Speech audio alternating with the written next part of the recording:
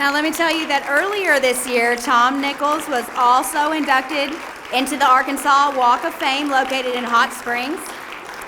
And tonight, we welcome to our stage to honor him as this year's 5th inductee into the ABA's 2025 class of the Broadcasters Hall of Fame, Mr. Tom Nichols.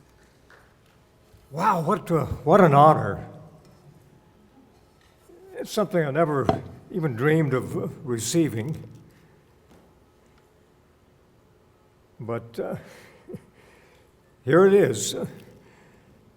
I asked Neil how long we had. He said, well, 5 minutes, 6 minutes. But here's the problem. I've been in this business for 67 years now, and it's going to be hard to cover all 67 years in 5 minutes. But I'm going to try. But before I start, I want to thank my daughter Alice and the ABA members who made all this possible. It is appreciated. And I also want to mention, before I start, I never had an opportunity to meet Ed Buckner, but I was a fan of Ed's because I used to do weather years ago.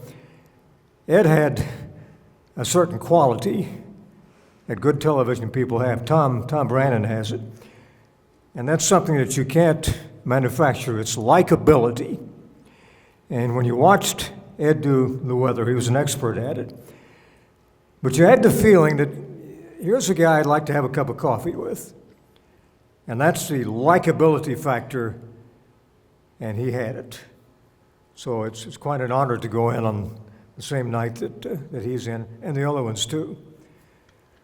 But for me, I have to mention, you've heard that my wife and I were married for 58 years. She passed away in April. And for all that time, she was my partner.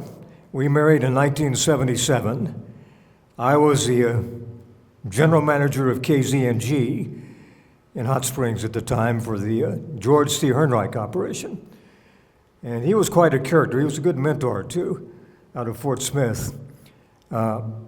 Jack Freese was his manager at KFPW, the station he had in Fort Smith. Many of you knew Jack. Jack eventually became mayor of Fort Smith. And I was thinking that might be Neil's next career opportunity to come from the Arkansas Broadcasters to... No. What? Okay. But it started for me in the fall of 1958. KWFC was the only day and night station in Hot Springs at the time. I was a senior at Hot Springs High School in the speech class, and that was my subject. Ben Donaldson was the speech teacher. In the fall of '58, the station was sold to Pat Mosley from St. Louis, Missouri. He had an idea for a new show called for the teenagers to come up and do it between 5 and 6 in the evening. So he recruited from the Hot Springs High School staff, and I was ready. There were about 7 of us that came up every afternoon. We selected the name the Hot Springs DJs. Our theme song was Dick Contino's Blue Moon, and we would take requests every day and play the records. And at that time, the night man at KWSC named Don Hobson put us on the air. His shift ran from 5 until midnight. We were in Studio A, and he was in the main control room. Well, after the first week, he came up to me one day and said, I've been listening to you. You sound pretty good. I had no idea, but I thanked him. He said, are you interested in radio? I said, yes, very much. He said, I'll tell you what, I'm here until midnight every night. When you have a chance, come by. I'll teach you the control board, show you how to get an FCC third-class license, which you had to have at that time, and show you some tips about announcing. That way, when somebody leaves, you'll be ready. So he was my first mentor in broadcasting. We all have to have them because we don't do this on our own. And he later became a lifelong friend. Well, before long, Don went to Little Rock to work on the night shift at KLRA, and there was an opening. I started doing weekend work in late 1958 and early 1959. And for the second half of my senior year, I switched to distributive education, where you went to school in the morning, and in the afternoon you worked at a business. We had kids at J.C. Penney and Rapans and Hot Springs and so forth. Gus Dixon, another mentor, was the manager of KBLO in Hot Springs on Central Avenue, which later became KZNG. And he offered me the afternoon shift, so I jumped at that. The legendary Jack Ridgway was the morning man, Rising with Ridgway. Jack started in 1934 at KTHS in Hot Springs, so he was quite a character to be around. I was enjoying the afternoon shift. I thought I was set for a while, but this is broadcasting. The day after graduation, Gus called a staff meeting, and he said, "I hate to tell you guys, but the station has been sold to 3 guys from Ohio who are in television." They brought their own staff. I was reduced to weekends, which I did not like, but anyway, in those years, radio was booming in Arkansas. It was the era of stations coming on the air all over the state. Towns that had never had radio. And we had a radio grapevine. This was before the internet. A radio grapevine, and you'd hear about jobs. Well, I heard about one in Stuttgart, Arkansas, at KWAK, Bobby. It was owned by Mel and June Spann, pioneers of radio in eastern Arkansas. So I got a full-time job at KWAK in the fall of 1959. 1960 rolled around, and I moved to KBBA in Benton, Arkansas, working the afternoon shift. Jim Landers was the morning man, and a great one, and I did the afternoons. Later in 1960, a Little Rock radio man named Chester Pierce paid me a visit. He was a friend of Don Hobson's. Chester had just moved to Pine Bluff, and he said, "I'm the general manager of a new station there, 5,000 water, in the basement of the Hotel Pines called KADL. I can't offer you a full-time job, but I've got a man that's going to be there for a couple of months, and he's going to leave. You can have his job if you agree to come over and work weekends, and you can stay with my wife and I." So I did that. I gave up a full-time job for a part-time job. But that winter, 1961 in January, Don Reynolds from Fort Smith was building a television station in Hot Springs. KFOY, it stood for Fountain of Youth, Channel 9. So I hung around during the week because I just worked on the weekends, got to know the program director, and just before they came on the air, I was hired. And it was a great education. Television in those years was still fairly new in Arkansas. Everything was in black and white, no videotape.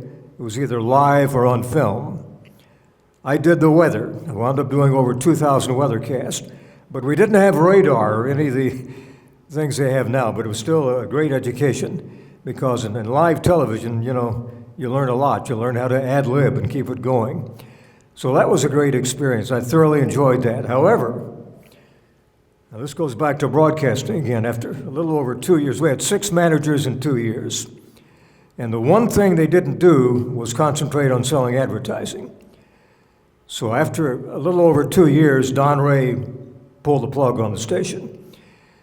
Channel 9 was donated to educational television, and today it's in Arkadelphia. But I was out of a job. I went back to the station I started with, which was now known as KAAB, but they were in financial trouble. So I worked the morning shift, and I was paid $80 a week, which it wasn't too bad back in 1963. However, he was in such dire straits. On payday, he would pay me in cash $40 with an IOU for the other 40. Well, that didn't last very long, but just before he signed the station off, which was on 1340 full-time, there was a man from Camden, Arkansas, and his wife, Johnny Harrell and his wife, came through, and they were about to put a new station on the air in Camden, Arkansas, KJWH. And they heard me and came by and said, we're looking for a morning man. Would you like the job? I said, sure. So KWAB signs off the air. I was the last full-time announcer on this historic station, which had started back in 1940. So they turned the license in. So I went to Camden, and then came back to December of that year, 1964, to work at KZNG to sign the station on. I used to get up at 4 in the morning to sign it on at 5. It was still a daytimer then on 1470, and sell the rest of the day. Well, before you know it, 1966 rolls around. I was promoted to general manager, and they began the process, Neil, of moving KBLO from 1470 over to 1340 full-time service, which took about a year. I was there overseeing that. But that was quite an experience. So we move along, and I wound up being at KZNG for the Hernreichs for 16 years, 13 as general manager. My number one account in Hot Springs was Joe Ed Hawkins Chevrolet. And Joe Ed was quite a businessman. He used to build stores for Walmart. He had business interests all over. And he said to me one day, why don't you get your own radio station? I said, there's one problem, Joe Ed, what's that? I don't have the money. It takes money to do that. So he said, I'll tell you what, you find a station, a place you want to be, and we'll go in as partners. I'll have 50%, you and Polly can have 50%. So it took a couple of years, but we decided on Glenwood, Arkansas. Glenwood had never had a radio station. In 1980, we put KWSI on the air. We chose the Hot Springs frequency, 1470, because I knew that was available. There was not an FM allocation at the time in Glenwood. So we came on the air with 2,500 watts on 1470. I thought, well, probably have a good signal in Hot Springs. We didn't, because by that time, there was too much electrical interference. So we came on the air in 1980 with KWXI. We called it Quixie Country. Polly and I moved over there. Alice went all the way through school in Glenwood, which is a great community to raise a family. Things were going extremely well until 2 years later, when Glenwood had a record flood. Our station was along the banks of the Caddo River. We were right at the end of the 100-year floodplain. I knew that when I built the station. At the time, our studio and transmitter were at the same site. But I'd elevated the building out of that 100-year floodplain. Well, this was a new flood. It set a record. The building actually went over the Caddo River Bridge. This was in December of 1980 rather. Our entire station went underwater. We lost it all, equipment, records, and so forth. Our engineer from Hot Springs was the late Bob King, who was a great engineer. He said, we have to give everything a bath. He had us back on the air on one wing within 2 weeks. This was in December, the worst possible time.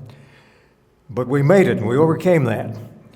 The next year, the FCC, for the first time ever, said, we're going to open up to 25 clear channel stations for daytime AMs if you're at least 600 miles away from your primary station, because you wouldn't interfere with them in the daytime.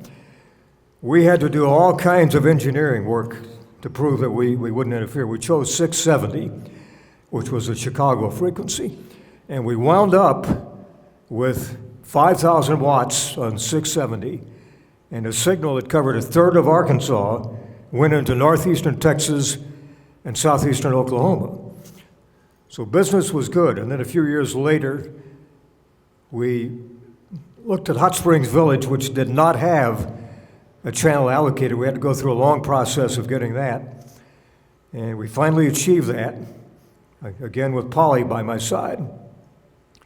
We got the license for 3,000 watts. Well, the license finally came in and said, you can go up to 6,000 watts. Great. A few years later, our consulting engineer said, now you can go up to 12,000 watts. Good. So we kept going with it. We finally wound up with 25,000 watts. Initially, we were directional because there was a station in Conway, that was going to move their transmitter site eventually, but in the meantime, we had to be directional in that area. They finally moved it, so we went up to 25,000 watts, and that's where we are today. Plus the fact we're broadcasting on iHeartRadio around the country and the world. But it's been quite a journey, and I appreciate you listening to it, and certainly appreciate this award. That great intro from my daughter Alice, that was quite moving. Thank you.